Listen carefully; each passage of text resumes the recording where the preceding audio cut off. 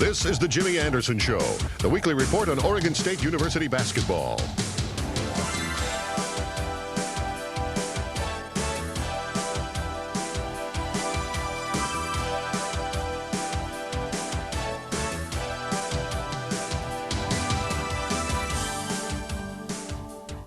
Hi everybody, I'm Bob Akamian along with the coach. Welcome to this week's edition of the Jimmy Anderson Show. It's the final week of the Pac-10 regular season. Cal and Stanford coming to town. You're going to say goodbye to the seniors. And Thursday night's game now has all this intrigue with Cal trying to get into the NCAA tournament. You're trying to get into the NIT, and that's going to be a great collision to start the weekend. Two teams that really want this game. Well, California is the hot team on the West Coast right now. This past weekend, as everybody probably knows at this point, beat Arizona and Arizona State, the number 1-2 team, and all of a sudden they become one of the favorites to get into the NCAA if they win some more of their games. And we're kind of the first obstacle in their way, and we have some dreams ourselves, so we're not going to let them take it. It's nice to be home for this final weekend, too, that your destiny's in your hands. You're going to have a home crowd, and there's going to be that kind of atmosphere about both these games. Well, it's nice to have both games at home, of course, but it's also nice for the seniors to play their last game at Oregon State at home, because we can give them a good send-off, and their parents will be in attendance, and we have a little special ceremony for them too. So we're looking forward to the weekend. It should be some exciting basketball. You're back to even up in the Pac-10 now at 8-8, 12-13 overall. You sweep the Ducks this year, something you always want to do in Civil War series. Heck of a game, to say the least, Saturday night. Well, it was exciting. It had some rough edges for sure, but when you get a win at Mac Court, and with the tradition that we have, that game is always, to me, a toss-up. You never know who's going to win it, so we got the win, and that's what it counts. The beauty of it is in the eyes of the beholder, and I think it was a beautiful win. Well, I know it's sort of a glass is half empty, half full thing. There was certainly a lot of unattractive basketball at times, but Brent Berry says right after the game, he says, hey, we play great defense. That's why they missed those shots. Well, we think a lot of it was good defense. In fact, Coach Green made the comment to me that he thought it was one of the best defensive halves, the first half, that he had seen this year, and I appreciate his saying that, because we worked hard. I thought they played some pretty fine defense also. They caused us some turnovers, and so it was a hard-fought game, as they always are. Well, as we always do on Civil War Week, we have extensive highlights of the one game of the weekend to show you. Let's pick it up. First half action from Mac Court, the pit. This man always gets intense on that floor. And here's our new friend down the road as well, and he's trying to rev things up in his first season, too. Well, it's always a heated game between Oregon and Oregon State, but also, like you alluded to, we're trying to get in the NIT, plus we're trying to finish up the season, you know, in a good note for our seniors. So this had triple importance to it. We're going to show you some defensive plays here early on, because it was a very low-scoring first half. The Chief will just knock this ball loose, out of bounds. Scott Haskin gets going early on. 3 block shots, all in the first half. Oregon scores right away, but they only scored 2 baskets in the first half. And Chad Scott working hard. He had the crowd on him a little bit there, and he showed him early on with a couple of putbacks. Well, he was ready to play. He really was playing very intently to start the game. Had 2 offensive boards for putbacks. But Scotty was a tremendous force protecting our basket, especially on the half-court defense. And there he is on the offensive end, getting loose for 2. And we'll see Scotty passing the ball now as he teams up with Mustafa Hoff. And Oregon still stuck on 2, and you're starting to pull that lead out now midway through the half. It is 10-2. Well, that's one thing that Scotty's been improving on. That's his passing from the inside out. There's a nice steal by Charlie. Kind of a, I'd say, a charge, and maybe not too smart a one by J.D. Vetter. Good aggression, but no points, and the ball goes the other way. Now here's the trap. J.D. teaming up with Strick, forcing a turnover there.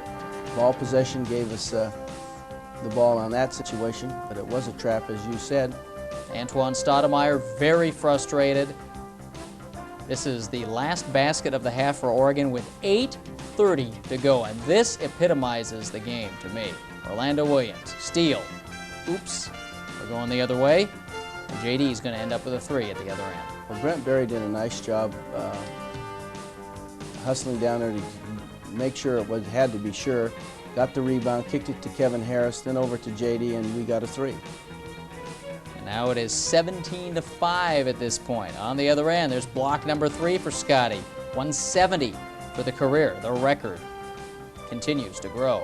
Kevin Harris gets in the game now. We'll talk with Kevin a little later on here, teaming up with Scott Haskin. Well, there again was a nice pass by Scott Haskins. Two quick passes is going to, we hope, eventually loosen up the defense on him if he keeps passing like that. Kevin to the Chief. It's 23-8, and they were going wild at Matt Court when Stoudemire makes these 2 free throws. This got him to 10 points with just 44 seconds left in the half. At the break, it's 25-12. The Ducks were 2 of 20 shooting the ball. And look at the numbers. That's just halftime for those turnovers. 28 turnovers in all. I know that hurt both ways. Individually, Scotty had the big half, 8 points, 5 boards, and 3 blocks. And you see the frustration for Antoine Stoudemire. He said it was the worst game he had ever played. And you go down to the locker room, you're up 13, but you've only scored 25 points. You're not really sure what to say to them.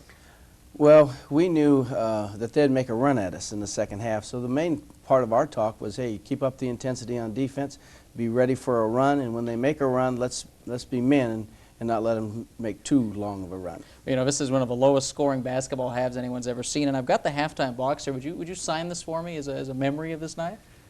Well, I think if I sign this, you'll probably end up throwing it in the waste paper basket. Okay. All right, we'll let it rest at that. When we come back, the second half, it got a little more interesting. It went to the wire. It got a little heated. Stick around. Second half highlights coming up.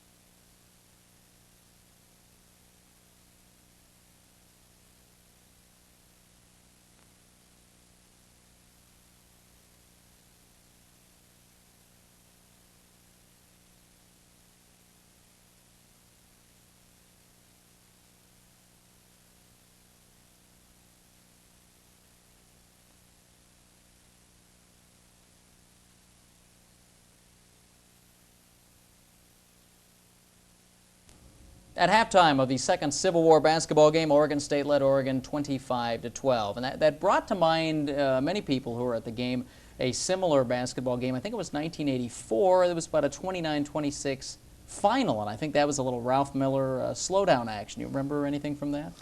No, I don't remember it very clearly. I remember we had some low-scoring games. The lowest that I remember is the one at Stanford in about that same era, and when it was, I think, like 16-13 at the end, something very low. Of course, then somebody was actually trying to slow the game down. Yeah, but the game you're alluding to, I think everybody was really trying to fast break and go for it. It ended up like that. Yeah, and unfortunately in this game, everybody was trying to score points. It just didn't happen. Let's go to the second half now. The Ducks down 13. They got to do better than 12 points, right? Well, let's take a look. Antoine Stoudemire, embarrassed by the first half, gets going a couple of baskets right away. They're on the board, but Chad Scott's still coming hard. He goes low, and you're still up 11.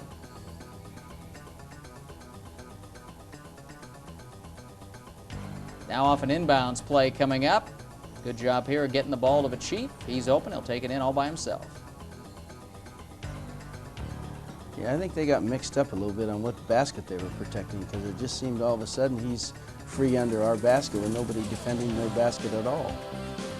And now Ducks start getting some breaks off the turnover. Clyde Jordan, loose, puts it up, and oops, down to a 3-point game all of a sudden midway through the half. And now it's a battle. Gets to be more of a battle because Scott Haskin gets called for his 4th foul. 9:42 to go. 4 fouls, offensive foul. You got to get him out of there, and he ends up not coming back.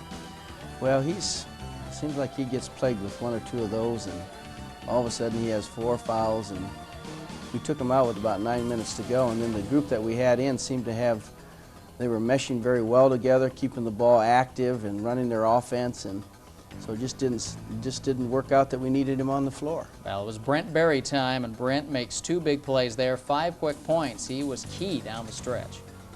See, also at this juncture, we were ahead, and they're pressing, and they're trapping, and they're doing a lot of things, extending their defense, so we needed, in our situation, maybe some better ball handlers on the floor. And it paid off. You're up 10 again now. Final 7 minutes. 3rd chance. Stoudemire forces this one back up and in. But every time down the stretch, and I know you like this, your team always answers the call. Come back to the other end, and Brent's going to hit a 3. Well, that was a big hoop right about that time. Makes it 43-35. And now we go back and forth a couple of times. Missed free throw. Aaron Johnson gets it, puts it back. 6-point game. But after a timeout, go to the other end. It's going to be McKinney off a steal. Well, we had good pressure right there at midcourt, and consequently it gave us a turnover. Orlando Williams, 3. He's got it. 5-point game. Other end, Kevin Harris. Nice pass by Mustafa Hoff.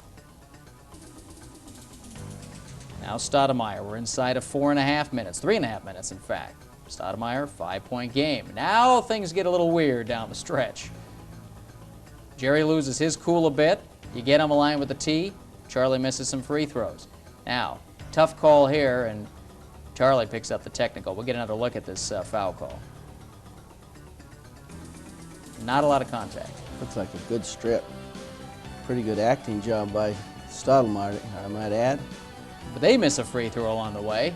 And then after an offensive foul against Oregon, Charlie ends up leaving the game, puts them back on the free throw line, but again, Stoudemire misses a free throw. So nobody can take full advantage of any of these opportunities, but you're still in front, and that ends up being the difference down the stretch. Oregon can't get close enough, and the final is 54-48. And here are the final numbers. Oregon held to 30% for the game shooting.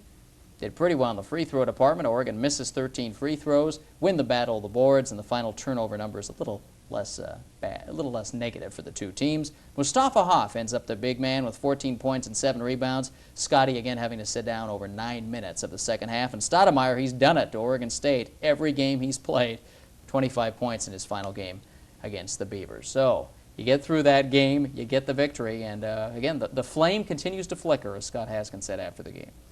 Well, that's the main thing. You win that game. Now the Cal game coming up, that's the big one, because they're the one that's the hot team, and they're getting national recognition. A lot with Lou Campanelli being released from his job, that's been national. Now with them beating Arizona State. So if we can get the job done, we're going to get a little recognition ourselves. All right, we'll talk about that coming up. We'll also meet with our featured player of the week. Kevin Harris joins us when the Jimmy Anderson Show continues.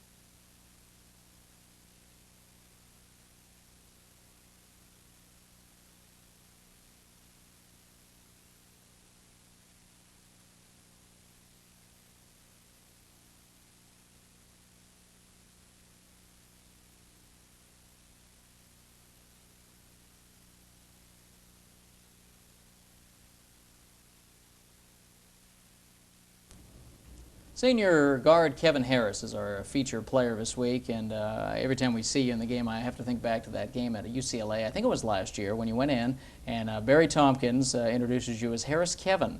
And he says, you know, I bet a lot of people think his name is Kevin Harris. And then Bill Womany kind of nudges him, and he goes, oh, I'm sorry, it is Kevin Harris. So that wonderful bit of notoriety when you come off the bench. I don't know how they got that. Actually, I think it was about 2 or 3 years ago, but the legend lives. yeah, that was crazy. Yeah, you remember it too, obviously. Yeah. This is your senior year. I know it. You've been a role player, and I know the minutes haven't been there as much, but you've certainly produced in your time. And the Oregon game was a great example. You've had good minutes in both the Civil War games, and that's kind of your trademark, to get in there and do what you need to do. Yeah, I was real happy to get in this Saturday against Oregon because I really love to play down there. I grew up in Eugene. I lived down there until I was 11, and I kind of used to scrap around Mac Court when I was little, and I used to go to games. And not that I was a huge Duck fan, but you know, now obviously I don't like the Ducks at all, and so I was real glad to get in and be able to contribute. I know Kevin's trademark has always been good passer, can hit the three-pointer, plays defense, and he's done his job well this senior year. Well, I think the most valuable part to Kevin is his intelligence for the game, and the number two is his work ethic. He has some skill, but those two qualities I'll always remember because he works hard every single day. He doesn't get the minutes that maybe he would like or I'd even like to give him, but he plays his role probably as well as any substitute that's ever been at Oregon State because he does his job on and off the court. He helps us in practice, he helps us with grade point average, he helps us with recruiting. He's a helper, and someday when he's out on his own, he's going to be helping some big corporation or some business someplace, and he'll do a good job for them. You know, you were a veteran on this team already, and this group was so close this year. As somebody who'd already been here, what did bring everyone together this season? Well, I think sometimes when you have some hard times, I think it, you know, unfortunately those things have to happen, but I think things like that sometimes bring us together. And in December we had a losing streak. We lost 4 or 5 in a row, and we went on a lot of long road trips. And I think we kind of real messed right during that time of the year, and you know, we got that winning streak in January, and we've fallen upon some hard times lately, but I think this has been the closest team that I've ever been on. Now, as a senior, you got to have a little burning inside of you to get into the NIT to win these last 2 games this week. Oh yeah, in fact we talked about that the other day, us 5 seniors, you know, what the heck, we have nothing to lose, you know, we have a week left in the regular season, you know, I hope to God we can win these last 2 games. You know, I think we deserve to get in the NIT. If we win these 2 games, we'll be 10-8, I believe, in the Pac-10, and you know, with our schedule strength and everything, I think we should be able to get in. Talk about playing Cal again. You guys had such a good game down there the first time. And it was early. It was a different time of the year. But you did all the things you need to do to take the game from them, so at least you know what it takes to beat them. Yeah, I think we were a little fortunate we were able to play them down there early in the season because they're so young. Maybe they hadn't meshed and everything. And lately, like Coach said earlier, they're one of the hottest teams in the country, I think, and they're getting all this publicity. So it's going to be a real tough game. But I think if we play well and if we play good defense like we did on Saturday and shut down their guys, I think we can win. The thing about Cal is their depth and their size. When they come out on the floor, they look like an NBA team. I mean, they got 6'10", 6'11", 6'8", and they're all about 240, 245. So they have good talent, probably the best talent in the conference. And they're all quick, too. I mean, the big guys, Murray and they're Grigsby, athletes. they'll take it to the hoop, Yeah, too. they're athletes. Personally, about Kevin Harris, you're going to graduate this spring. What's your degree going to be in? I'm graduating with a degree in sociology this spring. Not quite sure what I want to do with that. But you are available. You're on the job market right now. I'll let that be known. I will be available in June. We have Kevin's phone numbers available for any employers out there that want to get a hold of him. You're out there, and you know, coaches. People always talk about the coach's kid. Gee, you got to be smarter, but it's true. You kind of grow up as a gym rat, and your father, of course, had a great career at Churchill and at Sunset High, and that does kind of give you a feel for the game in itself. Yeah, it really does. You know, in fact, I was thinking about that the other day.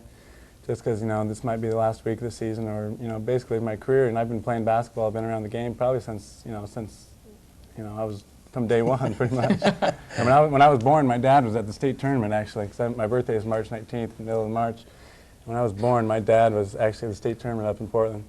And so I was thinking about that, and it's going to be real weird, you know, once the season's over, I'm going to sit down and kind of think about it, and I think, you know, it'll probably take a while to sink in as far as everything being over, but yeah, I've been around it a long time. Do you see yourself coaching at some level sometime? I'm not keeping that.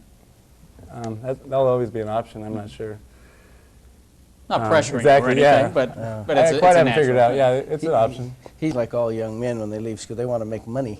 away from it, at least for now. Screw around for a while. Travel and have a little fun. All right, well, wish you a good weekend this week. We'll get to say goodbye to you, of course, in the pregame on Saturday, the final home game against Stanford. Look forward to seeing you then. Thanks. All right, Kevin Harris, our featured player of the week. When we come back, we'll preview the weekend. California and Stanford are coming to town, and the Jimmy Anderson Show will continue.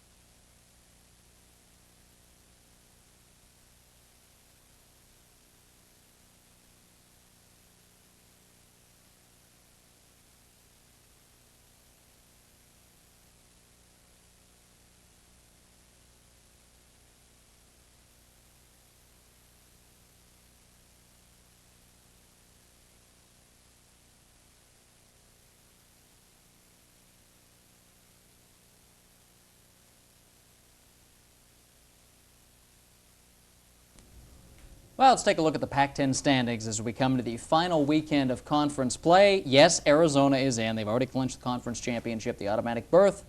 UCLA with their 20 wins, I'd say they've made it. And now it gets interesting. Arizona State and California both need some wins. Don't know if they need one or two this week. What do you think? Pressure more on Cal being on the road? Sun Devils get to be home against the LA schools.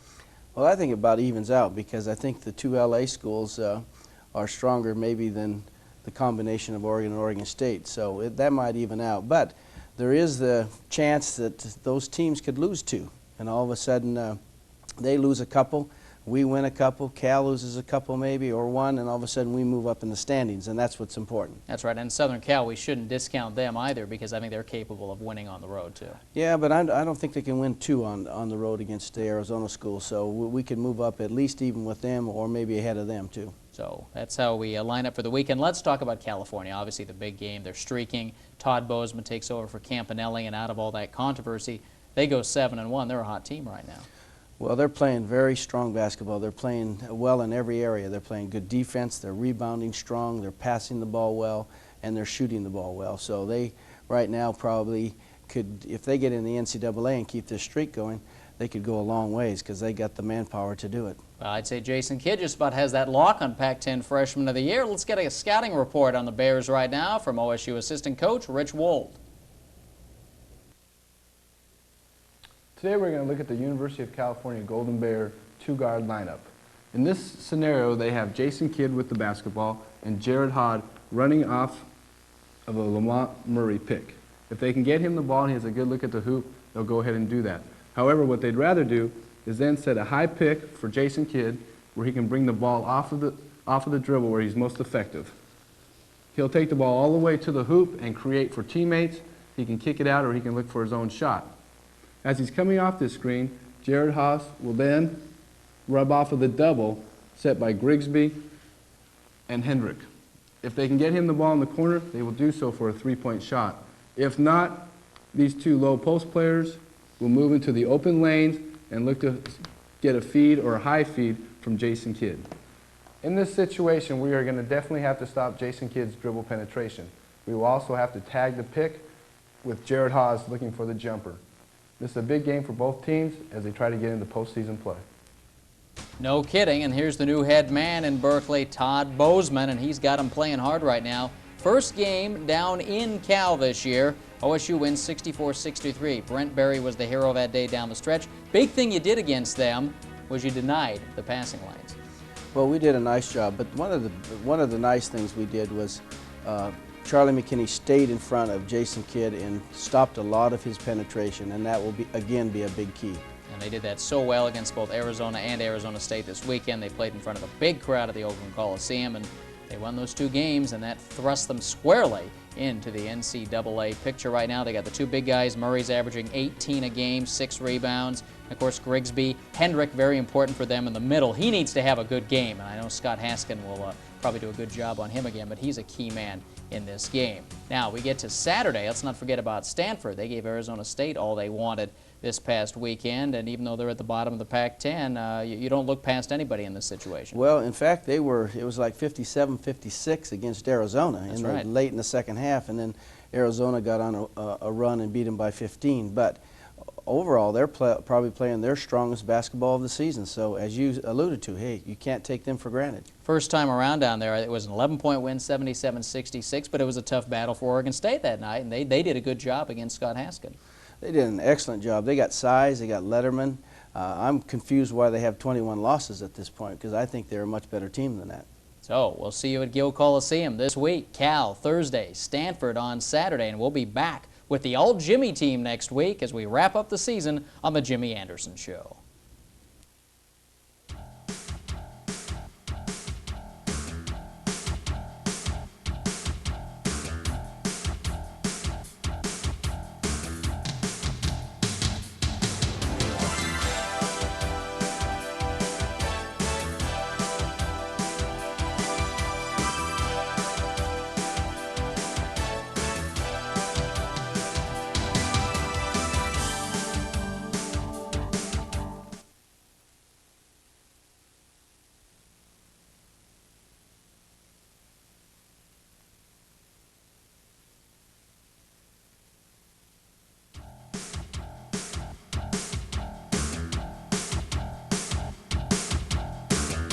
This is the Jimmy Anderson Show, the weekly report on Oregon State University basketball.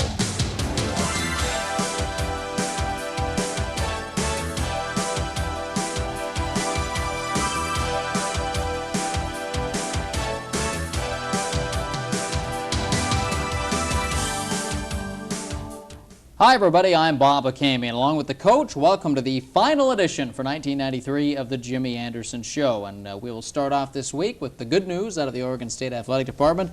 The coach has got an extra year in his contract, and now we know you're going to be with us through the 94-95 season after a 1-year contract extension. Well, it's always good to get a vote of confidence one way or the other. Sometimes you think after 34 years of coaching you may not need one, but I guess in the soap opera world that we live in, I guess if you're going to get one, it's always good to get one for a couple of years so you can do your work. The final tally on 92-93, 13 wins, 14 losses, 9-9 in the middle of the pack in the Pac-10. And I guess this all goes back to before the season. So many expectations. Some wise guys have to go and say, this team could win the Pac-10, this team could go to the tournament. Well, we actually thought we could. So there's no, we didn't predict that we were going to, because people that know the level of talent from top to bottom within the league had picked us to end up 4th. And that was about where we thought we probably should have been picked.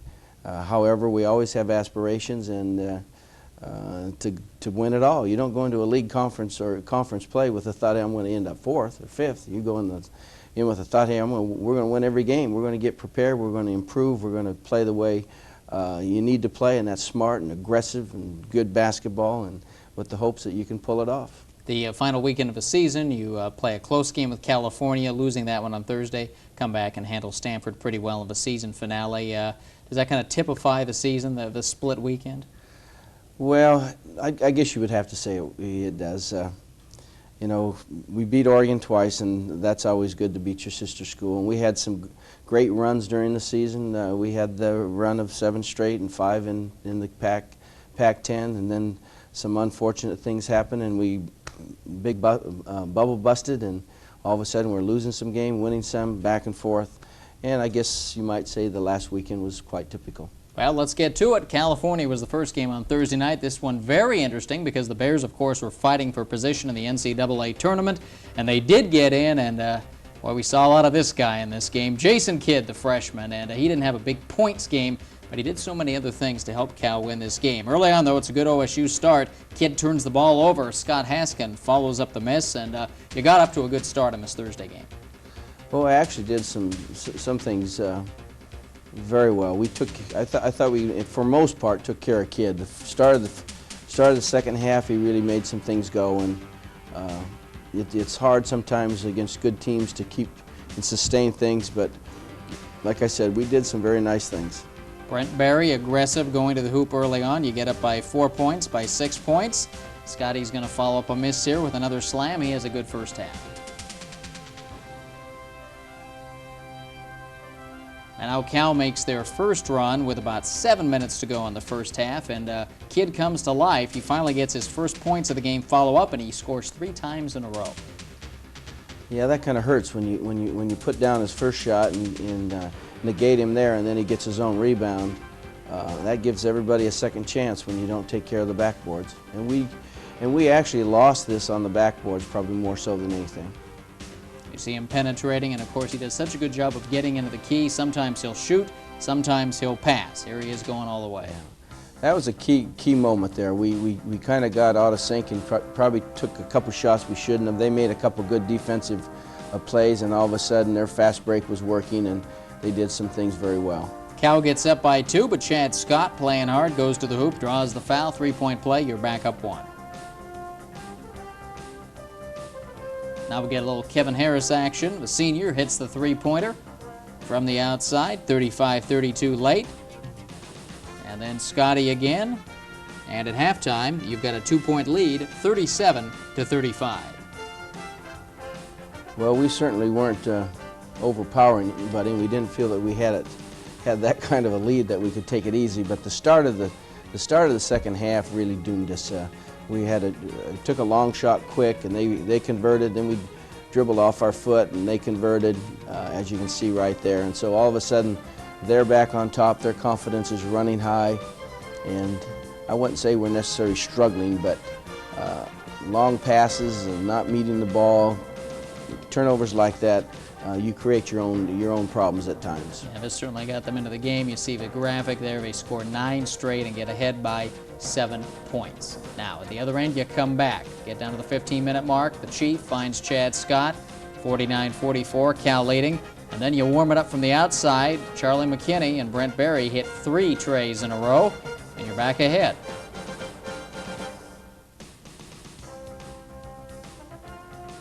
(55-53) at the 12-minute mark. But here comes that transition again. Grigsby following up with the slam.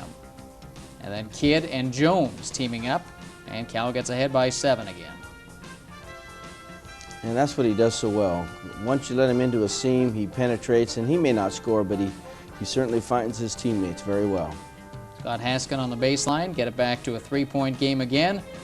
And then the backbreakers coming up here, and it's the big guy, Hendrick, their one senior. He hits 2 in a row, and this pretty much puts the game away. Hendrick's kind of been the key in the matchups between Cal and Oregon State over the years. You played well against him. When you shut him down, you beat him, but when he goes off, they've won. Well, he's a senior, and he gives them good leadership, and he's a good hustler. And those 2 plays right there certainly did hurt us. 2 plays that hurt us even more was we were in a kind of a diamond-and-one defense that was causing them lots of concern, and we didn't rotate up to take the point man off of Brent Berry twice, and they hit 2 threes, and that probably hurt as much as any 2 plays in the game. There's Todd Bozeman, the first-year coach. He goes 9-1 down the stretch. Cal goes into the tournament, 6th seed in the Midwest. There are your final numbers. Look at those rebounding totals. That's probably the big number in the game. Well, the 18 for 17 didn't help us either. When you shoot below 50% from the free throw line, you're never going to help your cause because those are gifts. That's what they're called, gifts, free throws. And if you don't take advantage of those, you got a chance to hurt yourself very badly. Scotty has 20 points, 10 boards. Chad Scott 18 points. Murray leads him with 23. And there you see Kidd's line, only 10 points, but those 7 rebounds, 7 assists, very key. And that was probably the game that put Cal into the NCAA tournament. Well, so many people put so much credibility on how good you are as to how many points you score. But there's other things that have positive influences in the game, and rebounds and assists are 2 of them. Steals, we did I thought we probably led the league in steals this year. Probably led the league in block shots, which is very good because Scotty and Brent and some of our other players did an excellent job. But our shooting percentage was down this year. We didn't hit consistently from the perimeter. And although we shot pretty well from the free throw line, we really didn't have consistency from game to game. We'd shoot maybe 80 and 1, then like the Arizona game, shoot 10 for 22. And you bury yourself in those kind of situations. That's right. There was a point of a season when I think this team was on a record pace free throw shooting. shooting. We were one of the leading percentage shooters as a team in the country. Well, that was Cal on Thursday. Just ahead, we'll take a look at Saturday's season finale against Stanford. Stay with us.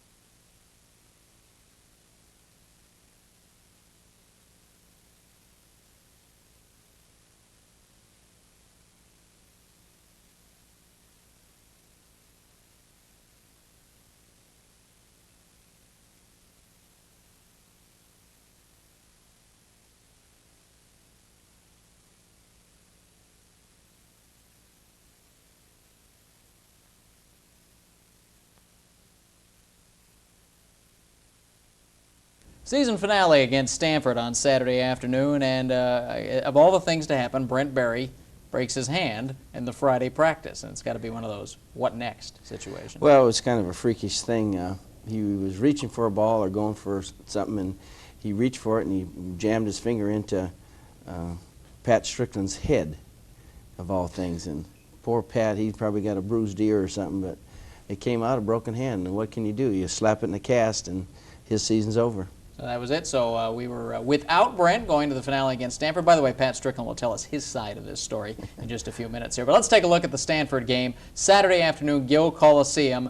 Goodbye to the seniors, 5 of them in all, and we'll take a look at them in a moment. And there's Mr. Barry now. I think he's got the hair down, though. That's probably the best looking hairdo he's had this year. He's certainly styling. Definitely styling. They used to call those waves in front breakers, like the waves, you know. There you go. Yeah, nice breaker. Well, very good start. This team obviously was very loose for this game. Hit the threes early on, and you got all the seniors in there early. Strickland, Haskin, Harris, and came out very strong. Well, it was their game. It's their last game at Oregon State. Pressure was off because we pretty much eliminated ourselves against Cal, so this was kind of a fun game for the seniors to win or lose, and they went out and decided they wanted to win this game. A lot of three-pointers early on. There's Strick hitting his season high, 11 points.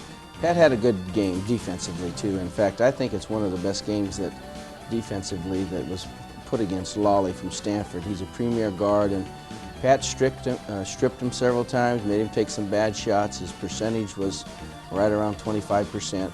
And you have to give defense credit. And Pat did a nice job. He got assists, probably his best game of the year. And he shot the ball. And I've always said, Pat's a good little shooter. One of these games he's going to hit a high percent. And too bad he had to use just the last game. Now Stanford gets going. Alloway gets involved late as Stanford cuts an 11-point lead. Down to 5 at the half. It's 36-31. But the second half gets going again. McKinney from Harris. And you're rolling right away. Strickland here going to throw the alley-oop now. After the Stanford turnover, going to find Scotty Haskin.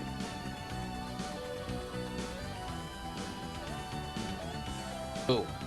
Kevin Harris had a nice game too. He did a nice job against Williams, who's about 4 or 5 inches taller. He passed the ball well, hit the three. You can see him right there hitting the three and helping the official out a little bit. He had a very nice game. Haskin with the hook, and it's a 12-point lead again. He fouls Morgan out of the game with 13 minutes to go. This looked like the UCLA game. All the Stanford big guys in foul trouble. And Cross helps them get back into it here with the leaner. They make a couple of moves, and it seems like every time you're able to get the play at the other end. There's Harris to Scott. A lot of assists in this game. Dukes was pretty well contained. He makes a nice dish here, though, to Williams. They get it back down to 3 points and then to 2 points here with about 3:40 to go. Well, we started to miss some free throws, and then all of a sudden we started to hit some. So he equalized the situation. We took care of the clock.